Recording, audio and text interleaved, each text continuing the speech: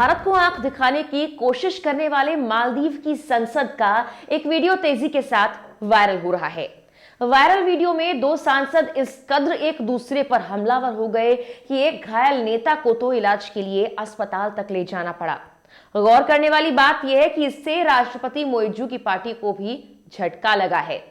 यूं तो संसद में हंगामे के वीडियोस देश दुनिया से सामने आते ही रहते हैं, लेकिन आखिर क्या वजह थी कि मालदीव की संसद में सत्तारूढ़ और विपक्षी पार्टी के सांसद एक दूसरे की पिटाई तक करने लगे, और आखिर इससे मोइजू सरकार का क्या नुकसान हो गया? चलिए आपको सब कुछ बताते हैं। नमस्कार, मेरा नाम है मेघना सचदेवा। आप मुझे देख रहे हैं लोकमत हिंदी पर। मालदीव की संसद के विशेष सत्र में रविवार को पीपीएम और पीएनसी पार्टी की गठबंधन वाली सरकार के सांसदों और विपक्षी सांसदों के बीच जमकर मारपीट हुई। इसमें कुछ एक सांसद घायल तक हो गए और सरकार के प्रस्ताव पर संसद की मंजूरी नहीं मिल पाई।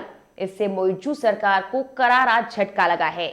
मालदीव की राजधानी से आई तस्वीरों में साफ देखा जा सकता है कैसे संसद में सांसद एक दूसरे पर हावी हो गए।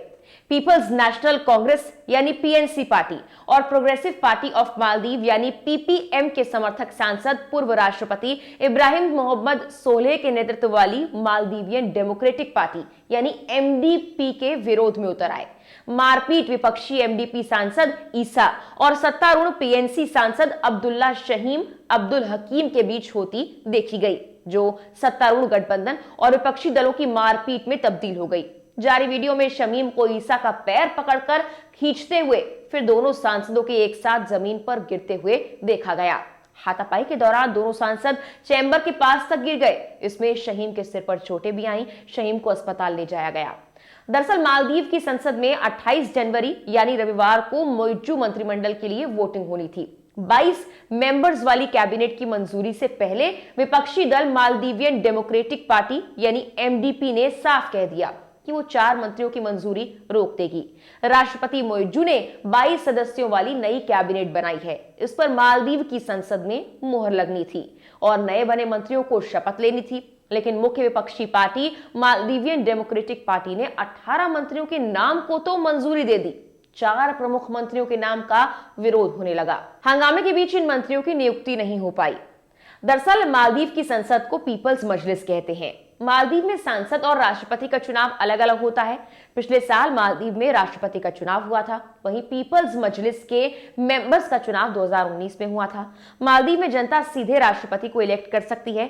50% से ज्यादा वोट पाने वाला उम्मीदवार राष्ट्रपति चुना जाता है। अगर 50% वोट किसी को ना मिले तो सबसे ज्यादा वोट पाने वाले 2 उम्मीदवारों के बीच मुकाबला होता है। इनमें से भी जो सबसे ज्यादा वोट पाता है वो राष्ट्रपति चुन लिया जाता है। पिछले साल हुए चुनाव में मोहम्मद मोइजू को 54% वोट मिले थे। 2019 में सांसदों का चुनाव हुआ था। अब 17 मार्च 2024 को एक बार फिर से चुनाव होने वाले हैं। ऐसे में जब तक चुनाव नहीं होता तब तक सदन में विपक्षी दल ही बहुमत में रहेगा। माने विपक्ष मोइजू के किसी भी कदम को बड़े आराम से रोक सकता है। इस पूरे मामले पर सत्ता पक्ष ने एक बयान भी जारी कर कहा कि 4 सदस्यों की मंजूरी रोकने का कदम लोगों की सेवाओं में बाधा डालने जैसा है। उन्होंने स्पीकर के इस्तीफे की मांग तक कर डाली। रिपोर्ट के मुताबिक मोइजू के मुख्य सलाहकार और पीएनसी अध्यक्ष अब्दुल रहीम अब्दुल्ला ने बिना अनुमति के मंत्रियों को दोबारा नियुक्त होने के अधिकार का बचाव किया और कहा कि उन्हें मंजूरी देने से इनकार करना एक गैर जिम्मेदाराना कदम है। आपको ये बता दें कि पिछले दिनों मोहम्मद मोइजू की पार्टी कई भारत विरोधी कदम उठाती हुई नजर आई, जबकि मालदीव की विपक्षी पार्टी जो कि पहले सरकार में थी वो भारत के समर्थन में थी। अब 4 मंत्रियों की नियुक्ति ना होना एक तरह से संसद में विपक्ष को अब भी मजबूत भूमिका में रखने जैसा ही है, जो मोइजू के लिए बड़ा झटका है। मामले पर आपकी राय क्या है? कमेंट कर हमें जरूर बताएं। फिलहाल के लिए इस वीडियो में इतना ही।